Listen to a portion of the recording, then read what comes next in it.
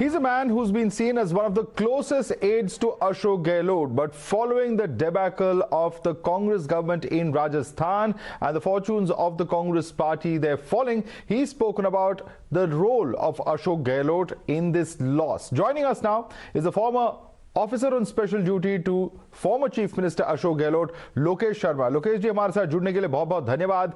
सबसे पहला सवाल, आपने काफी स्केदिंग अटैक्स किए हैं अशोक गहलोत पे पिछले दिन और आपने सारा का सारा ब्लेम उन्हीं के ऊपर रखा है। इस पूरे हार के कारण आपने उनको बताया है। आप हमें बता सकते हैं why exactly are you blaming him? देखिए, पहले तो मैं ये स्पष्ट कर देना चाहता हूं कि मैंने ना कोई अटैक किया ना कोई ब्लेम किया। मेरे इन शब्दों को ब्लेम के रूप में या आरोप के रूप में नहीं लिया जाना चाहिए। मैंने अपने विचार व्यक्त किए हैं, जो परिस्थितियां बनी उनका जिक्र किया है कि किन परिस्थितियों की वजह से हम राजस्थान में अपनी जीत को हासिल नहीं कर पाए। क्योंकि पिछले दिनों जो घटनाक्रम हुआ था, पिछले महीनों जो घटनाक्रम हुआ था, उसके साथ साथ जिस तरह की परिस्थितियां उत्पन्न हुई, वो सभी की सभी क्या आज परिणाम लेकर आई हैं, उनके बारे में जिक्र मैंने अपने उस ओपन लेटर में, उस पोस्ट में किया, जो कल आप सभी लोगों ने देखी होंगी शायद। जी, लेकिन आपके ओपिनियन में क्या गहलोत की जो लीडरशिप स्टाइल है, जैसे कहीं ना कहीं गलत डिसीजंस लिए गए हैं और उसके वजह से पार्टी को काफी सेटबैक हुआ है इस चुनाव में? ये तो साफ है आपके पोस्ट से। बिल्कुल, मैंने भी यही कहना चाहा है कि जो डिसीजंस लिए गए, जो फैसले लिए गए, वो समय के अनुरूप नहीं थे। क्योंकि मैंने जैसा कि बताया, पिछले 8 महीने में प्रदेश में घूम घूम के हमने जो पब्लिक सेंटिमेंट्स कलेक्ट किए थे, जो मैंने युवा संवाद एक कार्यक्रम किया था, उस कार्यक्रम के माध्यम से हजारों युवाओं के साथ मैंने इंटरेक्शन प्रोग्राम कंडक्ट किए, लोगों को वहां से उनके फीडबैक कलेक्ट किए। तो जो जमीन के लोगों की भावनाएं थी, जो ग्राउंड की रियलिटीज थी, उसके अनुरूप मैंने फीडबैक दिए। ग्राउंड रियलिटीज ये थी कि जो सिटिंग एमएलएस हैं, उनके टिकट काटे जाने चाहिए थे। ग्राउंड पे लोग, बहुत सारी ऐसी विधानसभाएं थी जहां उस व्यक्ति का दोबारा चेहरा नहीं देखना चाहते थे जिसे उसे अपना जनप्रतिनिधि बनाया गया।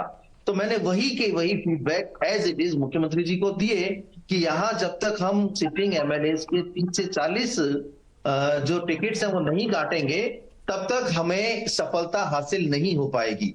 ये मैंने उन्हें कहा क्लियर रूप से। ये कौन से एमएलएस थे? क्या ये वो एमएलएस थे जिन्होंने उस जो स्प्लिट के वक्त एक लॉयल्टी दिखाई थी गहलोत कैंप के तरफ, या कौन एमएलएस थे? आप ये ब्रॉड बेसिस पे बता सकते हैं? देखिए, हर असेंबली सीट का एक अलग आकलन था और उन एमएलएस की स्थिति ये थी कि अब आप खुद ही देखिए ना, लगभग 20-25 से ज्यादा मिनिस्टर्स, यानी कहते हैं ना कि मिनिस्टर्स की हालत क्या हुई है। कोई 20,000 से आ रहा है, कोई 25,000 से आ रहा है, कोई 35,000 से आ रहा है। तो ये इनके खिलाफ एंटी इनकम्बेंसी थी, जो लोगों ने अपनी मत पेटियों में वहां बटन दबा के व्यक्त की। तो यही बात तो हमने कही थी कि जो लोग अभी वहां हैं, स्थानीय जो विधायक हैं, उनके खिलाफ एंटी इनकम्बेंसी है। मुख्यमंत्री जी के खिलाफ या उनके किसी भी काम के खिलाफ कोई नाराजगी नहीं है। जनाक्रोश इन सिटिंग विधायकों के खिलाफ है। तो अगर हमने ये टिकट काट दिए तो हम निश्चित तौर पर सफलता अर्जित करेंगे। एक एग्जांपल आपको देना चाहता हूं कि जितने भी नए लोगों को राजस्थान में, नए चेहरों को, युवाओं को जो टिकट्स दिए गए, उनमें से 80% से ज्यादा लोग चुनाव जीतकर आए हैं। तो ये कहते हैं ना कि प्रत्यक्ष को प्रमाण की आवश्यकता नहीं है। हम सबके सामने परिणाम है कि नए चेहरों को एक्सेप्ट ज्यादा किया गया, बजाय जो पुराने थे, जिनको 5-5, 6-6 बार टिकट दिए गए। बीकानेर में बीडी कल्ला, जो बीकानेर पश्चिम से कैंडिडेट भी थे और हमारे कैबिनेट मंत्री थे, उनके लिए मैंने 6 महीने पहले मुख्यमंत्री जी को कह दिया था कि ये आपके कैबिनेट मिनिस्टर 20,000 वोटों से ज्यादा चुनाव हार रहे हैं। और वही परिणाम में हुआ। कल का परिणाम आप उठा के देखिए, बीडी कल्ला जी 20,000 प्लस से चुनाव हारे हैं। तो जब इस तरह की परिस्थितियां थी और हमने जानकारी दे दी थी, और एक बात और कहना चाहता हूं, ये फीडबैक सिर्फ मेरा नहीं है। जितनी भी एजेंसीज ने राजस्थान में सर्वे किया, चाहे वो एआईसीसी की तरफ से किया हो, पीसीसी की तरफ से किया हो, या किसी इंडिविजुअल एजेंसी ने इंडिपेंडेंट रूप से सर्वे किया हो, सभी की ये रिपोर्ट्स थी कि राजस्थान में जो सिटिंग विधायक हैं, सिटिंग एमएलएज हैं, अगर उनके टिकट काट दिए गए तो कांग्रेस वापसी कर सकती है। और एकमात्र प्रदेश था राजस्थान जहां वापसी की 100% संभावनाएं थी। लेकिन हम उसको अवेल नहीं कर पाए हमारे निर्णयों की वजह से। लेकिन इसमें दो सवाल उठते हैं, क्योंकि आप जैसे कह रहे हैं एसएससी की सर्विस से कई रिपोर्ट्स आए हैं कि पार्टी की आला कमान जो है वो भी यही चाहती थी कि जो जिनके खिलाफ इस तरह की हैवी एंटी इनकम्बेंसी उनको रिप्लेस किया जाए। लेकिन ऐसी क्या आप मानते हैं कमिटमेंट्स थी या सोच थी अशोक गहलोत जी की वो उनके साथ बने रहे despite the fact that there was such a huge loss and so many warnings? देखिए, मैं तो इसे कहूंगा कि मुख्यमंत्री जी की हठधर्मिता या जिद ही थी कि उन सभी लोगों को भी टिकट दिलवाया जिनके खिलाफ एंटी इनकम्बेंसी थी या जो सीधे तौर पर जिनकी हार सुनिश्चित नजर आ रही थी। अगर वो बदलाव कर दिए जाते तो आज ये परिणाम नहीं होते और हम जीतने के बाद आपसे बात कर रहे होते। रिस्पॉन्स क्या था जब आपने ये सब कहा उनको? मेरी जिम्मेदारी का निर्वहन करते हुए मैंने ये सारी जानकारियां उन्हें दी, उन्होंने सुन ली और उस वक्त उन्होंने एग्री किया कि हाँ, हमें 40 से 50 टिकट काटने होंगे। आप ठीक कह रहे हैं, आपकी रिपोर्ट के अनुसार ये जो चीजें हैं हमें भी पता है कि ये लोग चुनाव नहीं जीत पाएंगे। बावजूद उसके अगर एक्ट नहीं किया तो ये तो कांग्रेस पार्टी का बड़ा नुकसान हो गया ना। हमारी पहली प्राथमिकता सरकार की वापसी थी। हमें उन लोगों को ऑबलाइज नहीं करना था जो ये जिस बारे में कहा गया कि ये सरकार बचाने में हमारे साथ रहे। तो वो 5 साल पूरे हो गए, लेकिन ग्राउंड की जो रियलिटीज हैं, जनता जिन्हें अब दोबारा अपना जनप्रतिनिधि नहीं चुनना चाहती, अगर ऐसे लोगों को हमने टिकट दिया तो परिणाम आज हम सबके सामने उसी रूप में आए। आपने कभी अशोक गहलोत के अलावा बाकी कांग्रेस के टॉप लीडर्स तक भी ये बात पहुंचाने की कोशिश की? क्योंकि अगर ये स्थिति है और आपने फीडबैक दी है और आपने ये भी कहा है कि एक तरह से पार्टी के हाईकमांड को मिसलीड करने का भी एक प्रयास था क्योंकि सही फीडबैक कभी पहुंचा नहीं उनके पास, आपने कभी कोशिश की थी इन्फॉर्म करने की? देखिए, मुझे जो जिम्मेदारी मिली हुई थी, मैं एक पद के साथ बंधा हुआ था। मैं मुख्यमंत्री जी का ओएसडी था, तो मेरे इमीडिएट बॉस जो हैं, मैं उन्हीं तक अपना फीडबैक दे सकता था। क्योंकि सामान्य तौर पर यह माना जाता है कि अगर यहाँ की बात किसी भी रूप में आगे पहुंचाई जाए या दिल्ली के नेताओं को बताई जाए तो कई बार उसे कंप्लेन के रूप में भी लिया जा सकता है। लेकिन क्योंकि मेरा वो काम नहीं था, मुझे सिर्फ अपने बॉस को ये जानकारी देनी थी कि ये स्थितियां बन चुकी हैं और इन स्थितियों के लिए हमें सही समय तक सुधारात्मक कदम उठा लेने आवश्यक हैं ताकि परिणाम हमारे अनुरूप आए। लेकिन वो हो नहीं पाया। बड़े दुर्भाग्य की बात है कि वो सब कुछ नहीं हो पाया। दूसरी एक और बड़ी बात जो मैंने कही कि मुख्यमंत्री जी के चारों तरफ एक ऐसे लोगों का घेरा हो गया था, फोकस हो गया था कि जो ना तो सच मुख्यमंत्री जी तक पहुंचाना चाहते थे, ना स्वयं सच बताना चाहते थे। वो एक भ्रम में मुख्यमंत्री जी को रखना चाहते थे और वही हुआ। उनको इस भ्रम में रखा गया, लास्ट तक भी इस भ्रम में रखा गया कि हम 90-95 बिल्कुल नेक टू नेक फाइट है, वहां तक पहुंचे हुए हैं। लेकिन परिणाम तो वैसे नहीं थे। और जो हमारा आकलन था, जो हमारी रिपोर्ट थी, क्योंकि मुझे परिणाम पता थे ना कि अगर चेंजेस नहीं किए गए तो हम इस जीत को कभी भी हासिल नहीं कर सकते। जो आज नंबर्स आए हमारे पास एमएलएज के, वो मुझे दिखाई दे रहे थे और मैंने उसी बारे में बताया था। तो कौन लोग थे ये? क्या ये नेता थे, क्या ये बाबू थे, क्या ये वकील थे? कौन थे ये लोग? क्या कोई प्राइवेट कंसल्टेंट्स थे? कौन थे ये लोग? देखिए, जो लोग 24 घंटे मुख्यमंत्री जी के साथ रहते हैं, चाहे वो उनके और स्टाफ के लोग हों, क्योंकि हम लोगों को तो जो एक स्पेसिफिक काम दिया हुआ है, मैंने सिर्फ अपने काम से मतलब रखा। जो मेरी भूमिका थी, मेरी जिम्मेदारी थी कि मुझे एक सेक्शन दिया हुआ है कि मीडिया, आईटी, आपका डिजिटल मीडिया, सोशल मीडिया, उन सब चीजों को लेके ही बात करनी है, उन सब चीजों को ही मॉनिटर करना है, उन सभी चीजों को मैनेज करना है, देखना है।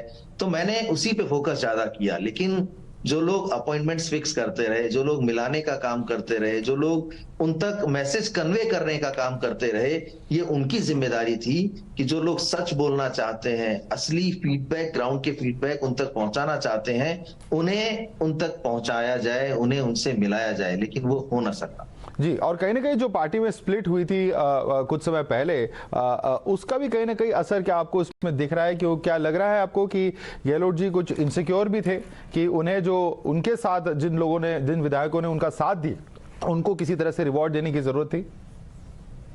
नहीं, रिवॉर्ड तो देने की आवश्यकता किस रूप में कही जा सकती है? देखिए, राजनीति में पहली प्राथमिकता होती है कि हम सरकार में वापस कैसे आए, और इसी के लिए तमाम सर्वेस किए जाते हैं। 2-4-5 महीने पहले एक्सरसाइज शुरू की जाती है कि कौन वो चेहरे हैं। लगातार मुख्यमंत्री जी आला कमान को, कहते हैं ना, भ्रम में रखते रहे।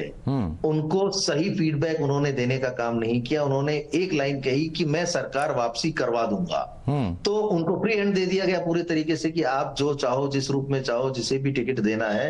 उन्होंने इस बात का दावा किया था ना कि मैं सरकार की वापसी करवाऊंगा, लेकिन वो भी तो नहीं हो पाया। तो आला कमान ने तो भरोसा किया था पूरे तरीके से मुख्यमंत्री जी के ऊपर, और वो भरोसा आज उस रूप में कामयाब नहीं हुआ। और आपने ये भी कहा है कि जो 25 सितंबर 2022 की जो घटना थी उसके बारे में आपने ये कहा है कि कंप्लीटली स्पॉन्सर्ड इवेंट थी, जहां पे एक तरह से कंटेम्प्ट कमिट किया जा रहा था हाई कमांड के खिलाफ रिबेल करके। इसके बारे में आप क्या कहना चाहते हैं और क्या आप समझाना चाहते हैं व्यूअर्स को इसके कॉन्टेक्स्ट में? उस शब्द का अभिप्राय अपने आप में सब कुछ कह देता है कि ये घटना प्रायोजित थी, और मेरा ऐसा मानना है कि उस 25 सितंबर के लिए हमारे आला कमान ने जो प्रतिनिधि भेजे थे, श्री खड़गे जी उस वक्त आए थे, अजय माकन जी आए थे, दोनों प्रतिनिधियों को जिस एजेंडे के साथ इस प्रदेश में भेजा था, मुख्यमंत्री निवास पर विधायक दल की बैठक होनी थी, वो वहां नहीं हुई, कहीं और हुई। उसके बाद का घटनाक्रम सभी को पता है। तो अगर उस दिन का एजेंडा आला कमान की मंशा के अनुरूप पूर्ण होता तो आज परिस्थितियां कुछ और होती। तो ये स्पष्ट है कि वो पूरा का पूरा जो उस दिन का घटनाक्रम था वो प्रायोजित था, क्योंकि मैं तो उस पूरे दिन में वहीं था, शामिल था उन सब चीजों में जो उस दिन का घटनाक्रम था। इसीलिए मैंने इतने दावे के साथ कहा कि वो पूरा का पूरा मामला प्रायोजित था। जी, और क्या कहेंगे, कुछ पॉलिटिकल कंसल्टेंट्स भी हैं जिन्होंने एक इम्पोर्टेंट रोल प्ले किया हुआ है, क्या उनकी एडवाइस का भी कुछ रोल हो सकता है इसमें? क्योंकि कहीं ना कहीं ऐसी खबरें भी आ रही थी कि जो आपके राजस्थान प्रदेश के चीफ हैं कांग्रेस के, गोविंद डोटासरा जी, उनके बीच में भी काफी तरह की मिसअंडरस्टैंडिंग्स या कंफ्यूजन्स रही है, इस तरह की रिपोर्ट्स देखने को मिली, तो उनका भी कुछ रोल रहा है इसमें? देखिए, पॉलिटिकल कंसल्टेंट्स नहीं कहा जा सकता उन्हें, एजेंसीज होती हैं, बहुत सारी ऐसी एजेंसीज हैं जो चुनाव के समय में कैंपेन के लिए उपयोग में ली जाती हैं। बहुत सारी पॉलिटिकल पार्टीज उनको अपने साथ हायर करती हैं, लेकिन कहीं ना कहीं ऐसे समय पर उनको सिर्फ अपने फीडबैक्स देने चाहिए, उन्हें अपना कहते हैं ना कि एड ऑन करना चाहिए, वैल्यू ऐड करनी चाहिए, सजेशंस देने चाहिए। लेकिन वो पॉलिटिकल रोल में आ जाए तो इसी तरीके से नुकसान भुगतने पड़ते हैं।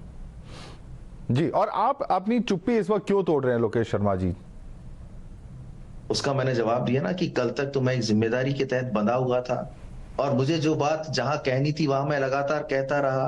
लेकिन आज आवश्यकता इस बात की है, इस सार्वजनिक माध्यम से मैंने हमारे आला कमान को, केंद्रीय नेतृत्व को सच बताने का प्रयास किया है, जो उस भावना के तहत कि क्या घटनाक्रम हुआ, क्या परिस्थितियां बनी। अगर ये इसी तरीके से चलता रहा, इसी ढर्रे पर हम लोग चलते रहे, तो आगे आने वाली जो चुनौती है लोकसभा चुनाव की, उसमें हम परफॉर्म नहीं कर पाएंगे। बदलाव की आवश्यकता है। राजस्थान में अब युवाओं को, नौजवानों को मौका दिया जाने की अत्यधिक आवश्यकता है कि उन्हें आगे बढ़ाया जाए, उन्हें आगे लाया जाए, ताकि आगे आने वाले चुनाव में हम मजबूती के साथ कांग्रेस को आगे आने वाली चुनौती के लिए तैयार कर सकें और मजबूती के साथ चुनाव लड़ सकें। So generational change is the requirement of the day, ये आप कह रहे हैं। लेकिन एक आखिरी सवाल, जो इन 3 बड़े हिंदी हार्टलैंड स्टेट्स में जो इतना तगड़ा सेटबैक मिला है कांग्रेस पार्टी को, इन हारों के बाद अब आप क्या कहेंगे, कांग्रेस पार्टी कैसे अपनी हालत इंप्रूव कर सकती है और अपकमिंग लोकसभा चुनाव के लिए कैसे तैयारी कर सकती है? देखिए, विशेषकर तो मैं राजस्थान के बारे में बात करूंगा, लेकिन ओवरऑल अगर आप पूछना चाहते हैं तो अब हमारी पार्टी को, कांग्रेस पार्टी को बहुत गंभीरता से सोचने की आवश्यकता है कि कैसे हम रिवाइव करें, कैसे नए लोगों को आगे लाएं जिनका जनाधार है, या जो नए जोश के साथ, नई ऊर्जा के साथ काम करना चाहते हैं, जिनमें जज्बा है विचारधारा को आगे ले जाने के लिए, लड़ाई लड़ने के लिए। ऐसे लोगों को जब हम मौका देंगे तो निश्चित तौर पर वापस मजबूती के साथ खड़े हो पाएंगे और लोकसभा चुनाव में अपनी भूमिका सकारात्मक तरीके से हम आगे निभा पाएंगे, ऐसा मेरा मानना। Alright, हमारे साथ जुड़ने के लिए बहुत बहुत धन्यवाद Lokesh Sharma ji, and we certainly hope that there are of course important lessons. Whether those lessons are taken seriously and there is course correction, of course, is a big question at this point of time, particularly given that we are looking at the run-up to the Lok Sabha polls in the next 4 to 5 months. Thank you so much for speaking to us, Lokesh Sharma. Thank you.